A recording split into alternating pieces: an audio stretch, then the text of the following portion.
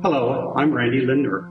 I'm President and CEO of the National Association of Long-Term Care Administrator Boards, or commonly known as the NAB. The NAB represents the 52 licensing boards and agencies responsible for licensure of senior living and health services executives along the continuum of care. One of the challenges that has faced administrators for a number of years is the issue of professional mobility, both across state borders as well as across lines of service. As the industry has expanded options of care for individuals in their communities, this has also opened new lines of licensure for those individuals who are working in senior living and health services. This has been an issue that the NAB has been working on for many years and has tried a variety of different methods. In 2017, the NAB launched a fantastic solution to address this problem. The solution is a voluntary credential called the HSE qualification. The HSE qualification provides administrators with an opportunity to be qualified to meet the standards of licensure across state borders and across lines of services. Recently, there has been initiatives from both the White House through an executive order and the FTC to also address the issues of mobility and unreasonable barriers to licensure. Through these executive orders and the FTC, there is now increased pressure on states to act to assure that licensure requirements do not present unreasonable barriers, and also to assure that there is equal economic opportunity for individuals who want to enter the professions. Now is the time for states to act, and the NAB, through the HSE qualification, has the perfect solution to address this issue. For those states who have not yet adopted the HSE initiative, this is a perfect opportunity to really open your doors and to welcome members of the profession into your state. And those who have qualified for the HSE are the cream of the crop, because they are not only meeting your minimum standards, but they have attained a much broader base of knowledge. The other thing to consider, which is really important, is to understand that the HSE standard does not in any way change your current licensure requirements. What the HSE does offer is an alternative pathway to meet your licensure requirements. So it is no threat to your current regulations, and it is no threat to the profession or the industry. The HSE qualification is completely voluntary. Therefore, those who want that mobility have an option to attain it. On the other hand, it does not force anyone to do so if they do not seek to move across state borders or to practice in other lines of service. For more than 50 years since licensure was mandated by the federal government, inconsistent standards have made it very difficult to achieve mobility across the nation. The HSE qualification solves that problem. And if all 51 jurisdictions were to adopt the HSE standard, we would have solved that problem once and for all.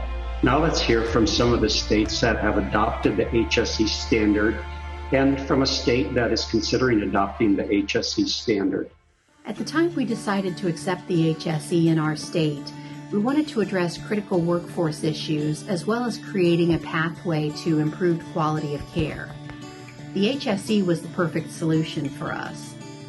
We found that the health services executive is modeled after other national approaches to address the issue of license portability, quality of care, and public protection.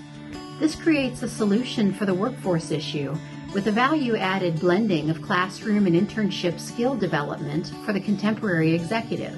Hi, my name is Douglas Sinclair with the Nevada State Board of Examiners for Long-Term Care Administrators. Acceptance of a multi-state standard comes with a bit of fear and apprehension for state boards. Once we realized this would solve so many issues our industry is dealing with, it was obvious the HSE was a path to success. Our board, the Nevada State Board, was the first state to establish the HSE license, which allows administrators to practice in all lines of service with a single license.